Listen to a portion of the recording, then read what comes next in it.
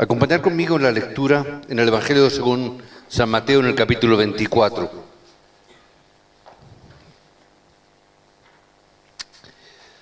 Vamos a leer juntos este texto y lo vamos a hacer antifonalmente. Voy a empezar yo por el 1 y terminamos en el 14 todos juntos y leemos una vez cada uno.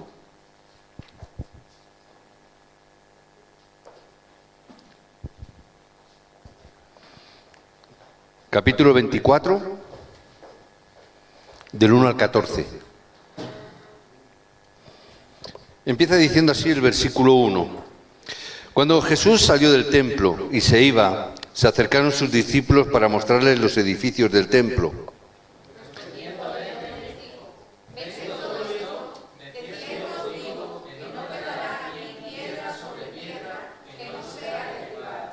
Y estando él sentado en el monte de los Olivos, los discípulos se le acercaron aparte diciendo: Dinos, ¿cuándo serán estas cosas y qué señal habrá de su venida y del fin del siglo?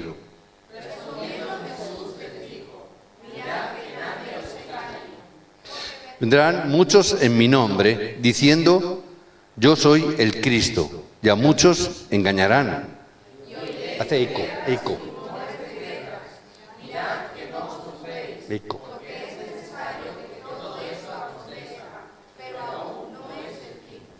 Porque se levantará nación contra nación y reino contra reino, y habrá pestes y hambres y terremotos en diferentes lugares. Entonces os entregarán a tribulación y os matarán y seréis aborrecidos de todas las gentes por causas de mi nombre.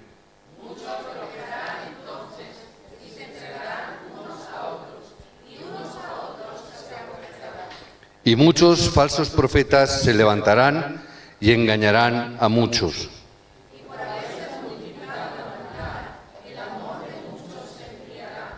Mas el que persevere hasta el fin, éste será salvo. Y será predicado este evangelio del reino en todo el mundo, para testimonio a todas las naciones, y entonces vendrá el fin. Amén. Que Dios bendiga entre nosotros, que Dios bendiga esta palabra en este tiempo. En este tiempo y en esta época, y incluso alrededor nuestro, hay muchas personas que están sufriendo muchas dificultades, que están afrontando muchas adversidades. Por eso tenemos que organizar bien el mensaje, por eso también tenemos que organizar bien, de una manera muy real, lo que es el mensaje y el evangelio, y tenemos que planificar también muy bien nuestro evangelismo. Y tenemos que hacerlo, y hoy hablaba un poco con los obreros, sin utilizar o hacer cosas que son innecesarias. Muchas veces decimos que en las iglesias, a veces los pastores, incluso los obreros también, hacen muchas cosas o hacemos muchas cosas que son innecesarias. No es necesario.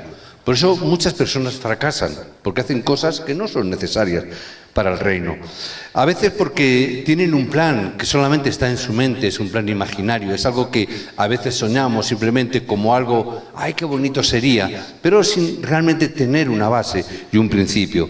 Por eso nosotros tenemos que tener una visión y un plan que sea real dentro del Evangelio. Es decir, a veces tenemos que soñar, y es bueno soñar, pero tienen que ser sueños vivos dentro del Evangelio. No cosas imaginarias, ¿verdad? No cosas imaginarias. Yo recuerdo una vez un pastor, creo que lo he contado alguna vez, un pastor amigo en Argentina me decía: es que muchas veces los que se levantan como obreros lo único que quieren es ocupar el púlpito, ¿no? Solamente quieren predicar. Y había uno, me contaba, ¿no? Y hay uno que viene y me dice: pastor, el Señor me ha dicho que voy a predicar a multitudes, a cientos de personas. Pastor, me tienes que dejar el púlpito, porque voy a predicar a cientos, a miles de personas. Y dice que el pastor le contestó: bueno, está bien, mira, empieza a predicar a uno, y luego a dos, y seguro que llegarás a las multitudes. Pero empieza a predicar a uno. Es decir, a veces queremos cosas, multitudes, pero no somos capaces de predicar a una persona. Queremos a veces solamente como un sueño o algo imaginario. Ay, a veces nos vemos en un púlpito o nos vemos en un estadio o nos vemos en una gran aglomeración de gentes subidos, aclamados. Pero eso es a veces el sueño que uno tiene. No tiene nada que ver con la realidad. ¿Por qué? Empieza a predicar a una persona. Empieza a predicar uno a uno. Y verás cómo cuando pase un tiempo habrás predicado a multitudes. Significa, tenemos que tener sueños que sean sueños vivos dentro del Evangelio. Empezar por ahí.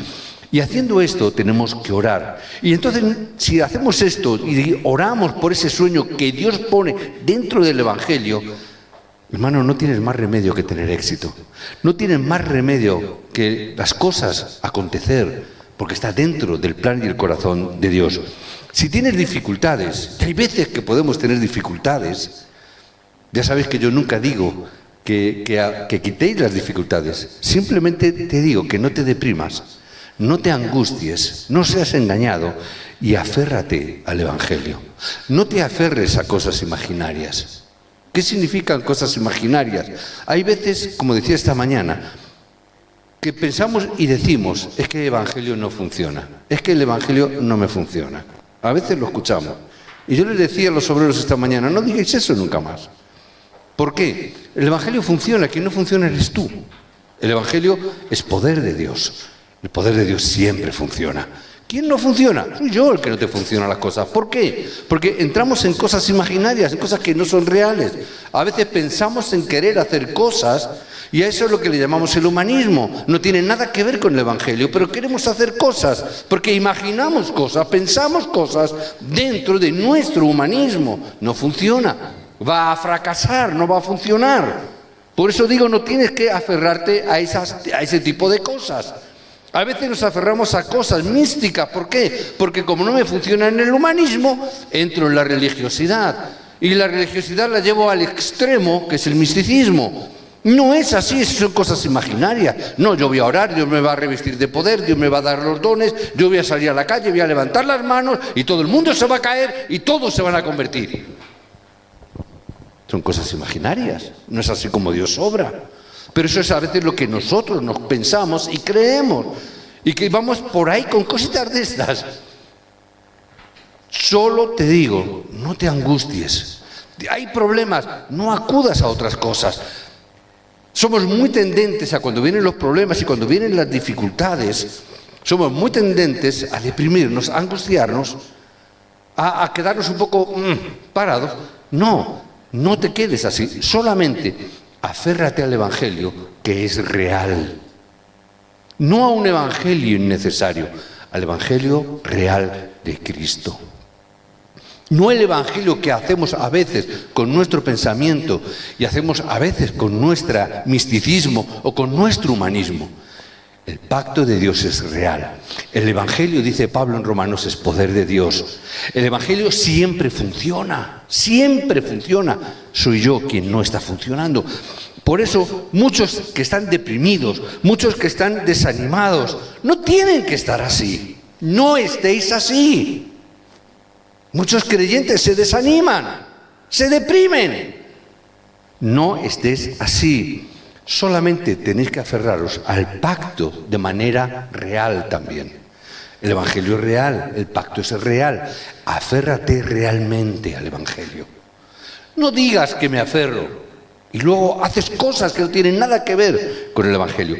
Aférrate, prepara el itinerario del pacto, prepara tu vida dentro del Evangelio, organiza tu vida dentro del pacto de Dios eterno y verás cómo las cosas van a empezar a cambiar. Pero organiza tu vida dentro del Evangelio. No lo organices pensando en otra cosa. Yo sé que ahora estamos en mayo, dentro de nada, ya estamos pensando en las vacaciones. ¿Sí o no? Los que no trabajan no tienen problema, pero los que trabajan, ¿verdad? Estamos pensando ya en las vacaciones. ¿Qué vamos a hacer en vacaciones? ¿Qué vamos a hacer en ese tiempo? Yo tengo que organizar mi tiempo en base al Evangelio. No, pastor, pero yo es que tengo que descansar y me tengo que ir a la playa. ¿En la playa tú descansas? Yo voy a la playa y cuando he ido a la playa vengo más cansado que he ido. En la playa no se descansa. Haces cosas, cambias de actividades, vale. Pero no descansas, eso no es así. Vienes más cansado de la playa. ¿Es así o no? Vamos al campo, al monte, a la montaña. ¡Qué bonito, sí! ¿Cómo bajas? No, más cansado que he ido. ¿Sí o no? Entonces no digas que vas a la montaña a descansar, vas a hacer otras cosas, no a descansar.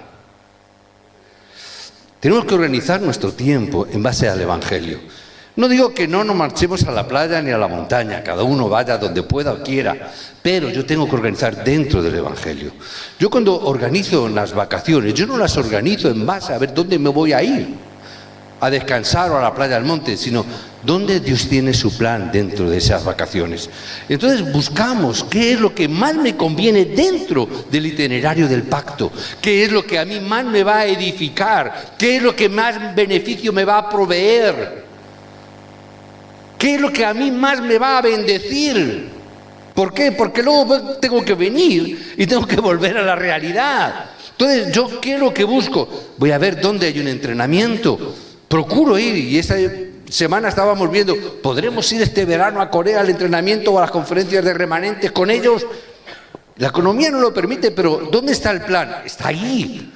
Remanentes, ¿dónde va a estar lo mejor que podéis estar? No es por hacer turismo en Corea. En Corea no es el mejor sitio para hacer turismo.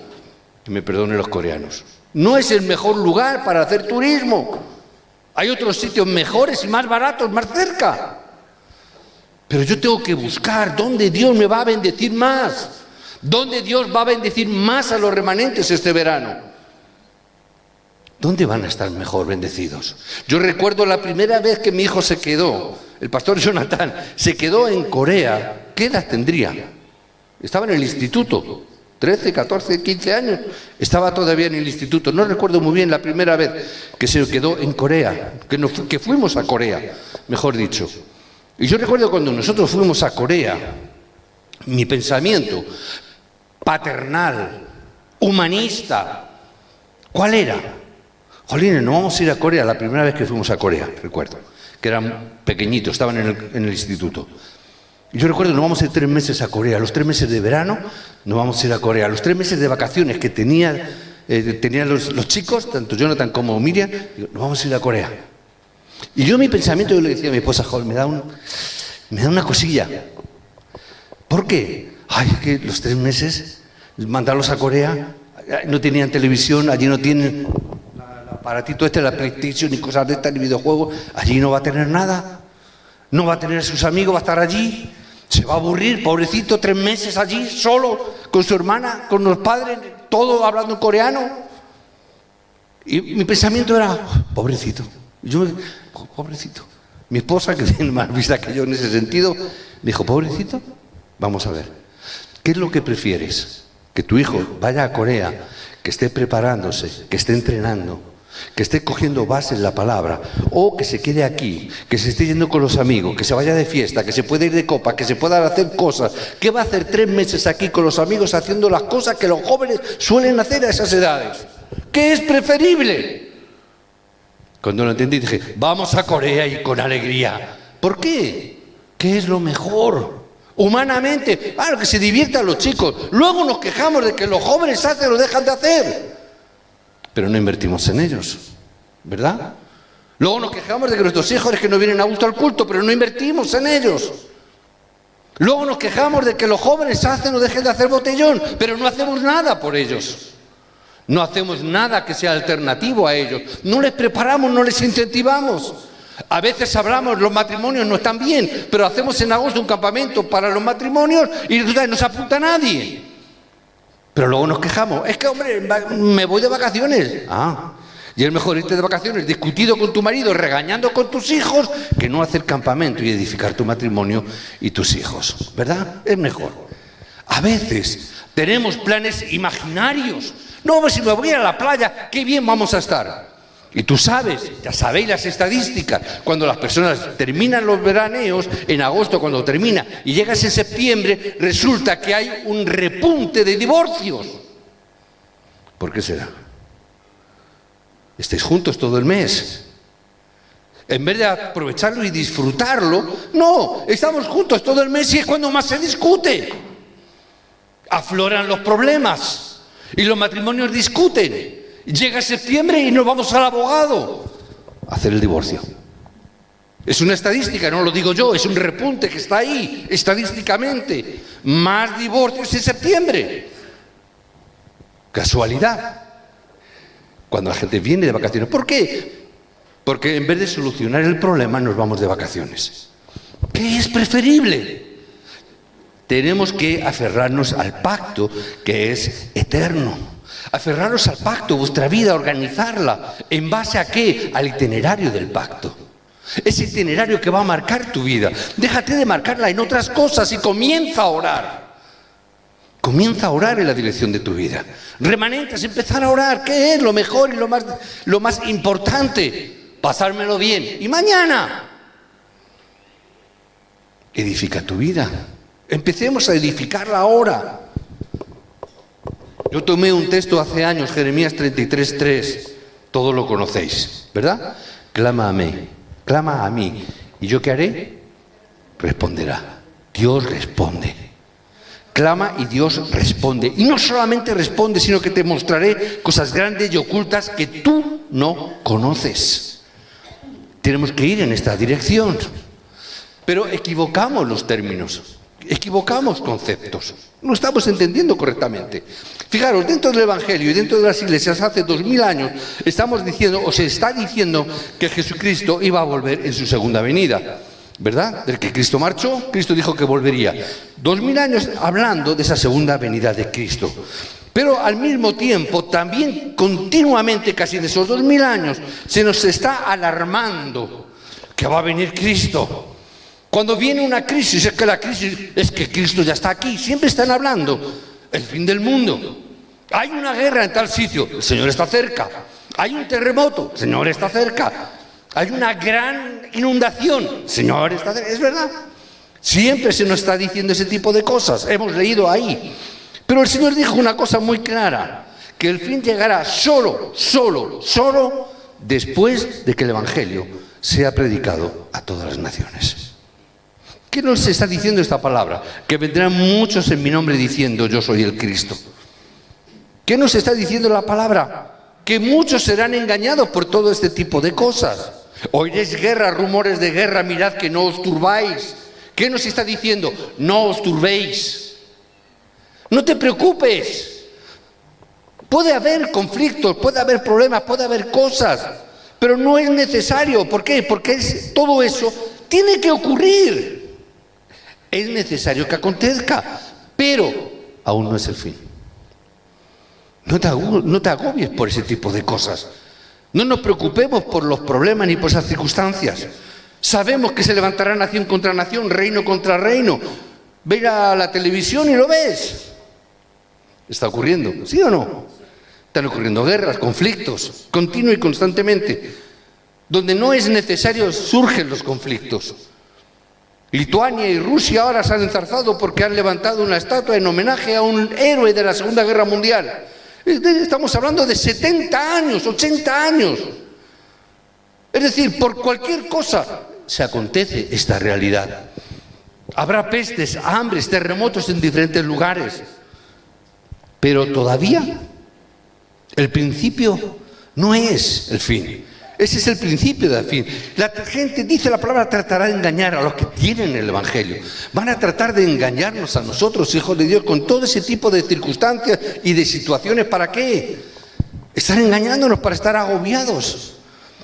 La falta de ley aumentará, es verdad, pero el fin llegará solo después de que este Evangelio del Reino sea predicado a todas las naciones, a las 237 naciones. ¿Dónde tiene que estar nuestro énfasis? No es en el temor, no es en la preocupación, no es en la angustia, es en la proclamación del Evangelio a esas 237 naciones. Dios ha preparado cosas de manera real para nuestra vida. ¿Qué es lo que tenemos que hacer? Aferraos correctamente al pacto de Dios. No te preocupes por ninguna otra cosa. No te angusties porque veas y oigas conflictos en cualquier sitio. Tú solamente aférrate al pacto eterno de Dios. Nada más. Aferraos al plan y a la visión que Dios tiene y que Dios nos da. Aférrate a ese plan de Dios. ¿Qué es lo que nos dice? Que tenemos que predicar a esas 237 naciones. Esa tiene que ser nuestra visión. Esa tiene que ser nuestro énfasis. Tiene que ser nuestro sueño real. No os engañéis a vosotros mismos. Ten un sueño seguro dentro del Evangelio. No nos engañemos con sueños raros y extraños. Aférrate al sueño y a la visión que Dios te ha dado. Nada más. No te angusties por ninguna otra cosa. Trabajo no es problema. Salud no es problema. Las dificultades no son el problema. El problema es que no vemos la visión de Dios. El problema es que no me aferro al pacto de Dios. No estoy entendiendo y nos engañamos a nosotros mismos por no estar viendo esa visión que Dios nos ha dado. Jesús estaba dándoles la visión. La visión no es todo esto, no le estaba diciendo para que le entrara miedo a los discípulos. No era para atemorizarles, era para enfocarles en la visión y en la dirección correcta. Le estaba dando la dirección. No os angustiéis por nada. Todo esto pasará, acontecerá, para que las 237 naciones sean alcanzadas para el Evangelio. No tenéis que preocuparos, está todo dentro del plan de Dios. No importa lo que pueda llegar a pasar, sigue el poder de la palabra de Dios. Esa tiene que ser tu imagen, no otra. Sigue el poder de la palabra de Dios. Cuando tú estás ahí cerrado en esa visión y tú sigues esa palabra de Dios, tu imagen cambia, la gente lo va a ver. Tus circunstancias van a ser diferentes. La gente lo percibirá en ti. Es la imagen que Dios pone en nosotros. Y luego saldrá una obra que nadie más puede hacer. Es una obra maestra que solo tú puedes hacer. Por eso es una obra maestra. Si fuese una obra que cualquiera la puede hacer, ya no sería una obra maestra, ya es una obra cualquiera. Pero tú harás una obra que nadie más puede hacer. Está dentro del plan de Dios. Es la obra a la cual Dios te ha encomendado. Veíamos semanas atrás, ¿para qué Dios te ha levantado? ¿Para qué Dios te ha buscado? ¿Para qué Dios te ha hecho venir? ¿Para qué Dios te ha encontrado? Para hacer una obra que solo tú puedes hacer. Algo que nadie más va a hacer. Irás a sitios que nadie más puede ir. Verás cosas que nadie más puede ver. Porque están dentro del sueño y la visión de Dios. Solo Dios ha mandado para ti. Por eso, a veces somos tendentes a desanimarnos. Pastores también. A veces somos tendentes a desanimarnos. Pero, ¿cuál es la promesa que Jesús nos dejó al resucitar? Yo quiero quedarme con esa palabra. Y yo quiero aferrarme a esa palabra. No quiero aferrarme a mi humanismo, ni a mi religiosidad, ni al misticismo tampoco. Me aferro a esa palabra. Y la palabra que hoy la hermana ha puesto como en la lectura devocional, Mateo 28, toda potestad en el cielo y en la tierra me ha sido dada. Yo me quiero quedar con ese mensaje. Toda la potestad del cielo y de la tierra nos ha sido dado. ¿Por qué entonces voy a desanimarme? ¿Por qué entonces voy a angustiarme? ¿Por qué me tengo que preocupar? He aquí, yo estoy con vosotros todos los días hasta el fin del mundo. Dios está conmigo hasta el fin del mundo. ¿Por qué entonces me tengo que preocupar? Tenemos que alcanzar las 237 naciones. ¿Por qué me tengo que preocupar? ¿Por qué me tengo que angustiar? Marcos 16, 15 al 20, id por todo el mundo y predicar el Evangelio a toda la criatura. ¿Por qué? Porque todos están atrapados por la obra del diablo, porque muchos están enfermos, porque muchos están sufriendo, porque muchos están en cautividad. Cristo nos ha levantado y dice que está con nosotros para dar libertad a los que están encerrados, sanidad a los que están enfermos, salvación a los que están perdidos. ¿Pero quién hace esa obra? El Cristo que está en nosotros. Es el Cristo que dice que estará con nosotros hasta lo último de la tierra, quien hace la obra. Lo reunió durante 40 días en el monte del Olivar a sus discípulos antes de partir en su último mensaje y les dijo que les daría el poder para que fuesen precisamente hasta lo último de la tierra y que no se preocuparan por nada. Porque yo os doy el poder del cielo y de la tierra, el poder de la llenura del Espíritu Santo está en vosotros. Id a todo el mundo a predicar este evangelio. Señor, que somos 120. Es que en el aposento alto había 120 hombres y mujeres. Que en el aposento alto había 120 personas que no tenían capacidad económica. 120 personas que no eran lumbreras intelectualmente hablando. Que había alguno que podía tener una carrera, pero la mayoría eran gente sencilla, hombres de Galilea, dice la palabra. ¿Qué significa hombres de Galilea? Hombres sencillos, de una región de muy bajo nivel. Un parla, por decirlo de otra manera. Hombres y mujeres de parla. Y la gente que dice, ¿puede salir algo bueno de parla? ¿No se decía así, Buchi, que tú eres de las antiguas de aquí? Cuando antes salían por televisión y querían mandarle a alguien despectivamente, ¿a dónde le mandaban? Anda y vete a Parla. Ahora ya no se dice tanto, pero antes, unos años sí que se decía eso. ¿Por qué? Porque Parla decían que era el más allá. ¿Puede salir algo bueno de ahí? Así eran los hombres de Galilea. ¿Pero qué les dice? No os preocupéis. Hombre, pero Señor, que somos hombres de Parla, ¿cómo vamos a ir hasta el último de la tierra? No os preocupéis, yo os di el poder del cielo y de la tierra. ¿Para qué? Para ser testigos de Cristo. ¿Qué problema tenéis? Ante esta realidad, ¿qué problema tenemos? No hay necesidad de hablar de ello, sino aferrarnos al pacto y hacer las cosas de manera real dentro del Evangelio. No tenemos que preocuparnos, simplemente aférrate al pacto de Cristo. Aférrate a este pacto de la palabra y las cosas ocurrirán. Por eso tenemos que hacernos la pregunta, ¿cuál es la experiencia final que tenemos que tener los creyentes? ¿Cuál es esa experiencia final? No te preocupes por los pensamientos que te acosan. No te preocupes. En cambio, empieza a experimentar lo que experimentaron en el aposento alto de Marcos, en el capítulo 2 del libro de los Hechos. Empieza a experimentar el aposento alto de Marcos. Esta fue la respuesta en toda la tierra. Tenemos que empezar a disfrutar y a experimentar el aposento alto de Marcos. Os bendigo para que podáis experimentar esta realidad. Porque ahí en ese capítulo 2 empezamos a ver el horario de Dios. A los obreros les dije hace unos domingos a la escuela de Evangelio, tenéis que descubrirme 5 horarios que aparecen en el libro de los Hechos, en el capítulo 2. Hay 5 horarios. Aún todavía ninguno me lo ha dicho, la semana que viene lo veremos. Pero aparece el horario de Dios ahí. Cuando tú te aferras al pacto de Dios, el horario de Dios se revela a tu vida.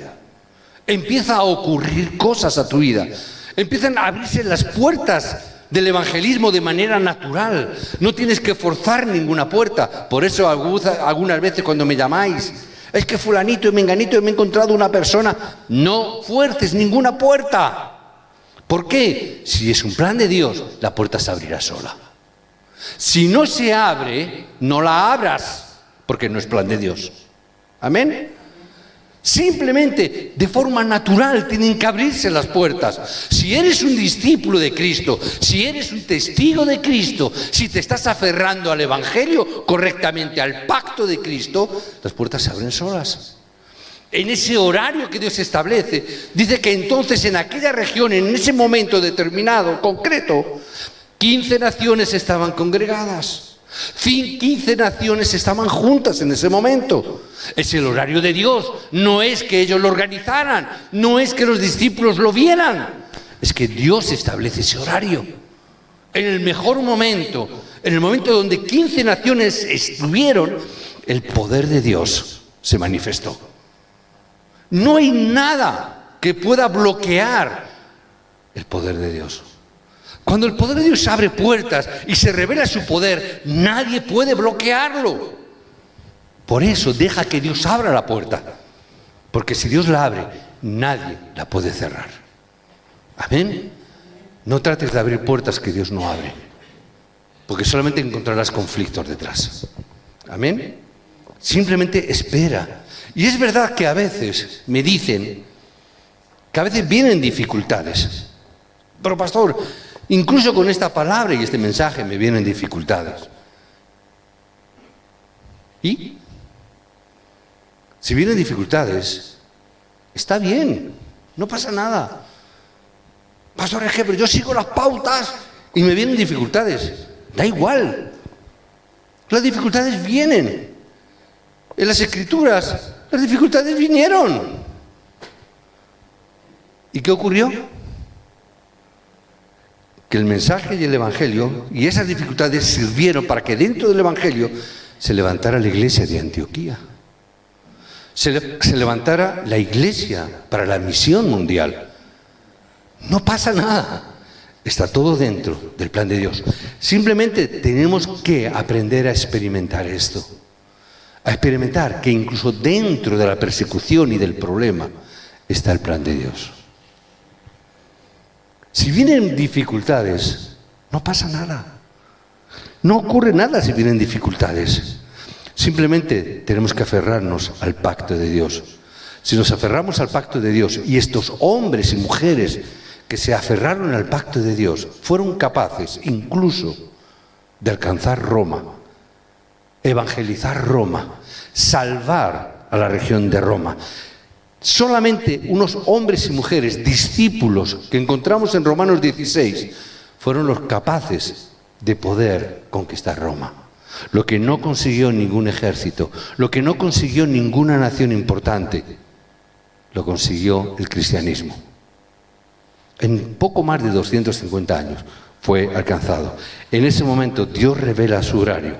Por eso simplemente aférrate al Evangelio de manera real. No seas engañado. No te engañes a ti mismo, ni quieras engañar a Dios. Aférrate realmente, de verdad, al Evangelio. Si yo me aferro al Evangelio, si me pongo enfermo, no tengo de qué preocuparme. Si yo me aferro al Evangelio y caigo en enfermedad, no te preocupes. No te preocupes en cómo vas a comer. No te preocupes por eso. En cómo hacer ejercicio, en cómo voy a salir de mi enfermedad, de cómo... No te preocupes. Solamente desafía. Solamente desafía. Haz un desafío. Solamente tienes que decir una cosa. Voy a predicar el Evangelio y voy a ser un testigo hasta que Cristo me llame. Simplemente, en medio de la enfermedad, Señor, permíteme que sea un testigo de Cristo. En medio de mi problema, Señor, simplemente que yo sea un testigo de Cristo, que pueda predicar el Evangelio hasta que tú me llames. Solo tenemos una vida, lo decimos muchas veces, pero solo tenemos una vida. ¿Cómo la vamos a vivir? Yo no puedo determinar el día que nací. Yo nací un 18 de abril, yo no pude decidir otro día. Nací ese día. Tampoco puedo decidir el día que voy a partir para el Señor. No sé cuándo va a ser. Si dentro de 5 minutos, dentro de 5 años, no lo sé. Lo que sí sé, que mientras eso ocurre, en lo que no tengo cosa que hacer que es mi nacimiento, y donde tampoco tengo que hacer que es en mi partida, lo que sí quiero ser es, Señor, que yo sea un testigo de Cristo. Que pueda a través de eso predicar el Evangelio. No importa lo que pueda ocurrir entre medias. No importa lo que yo pueda estar haciendo en ese tiempo. Debemos de pensar que dentro de 30 años muchos no vamos a estar aquí, ¿verdad? Por la edad. Muchos no vamos a estar aquí.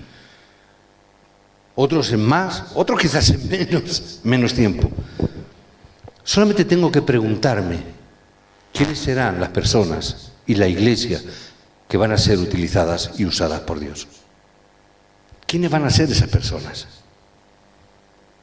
Solamente aquellos que saben, que disfrutan y que predican solo.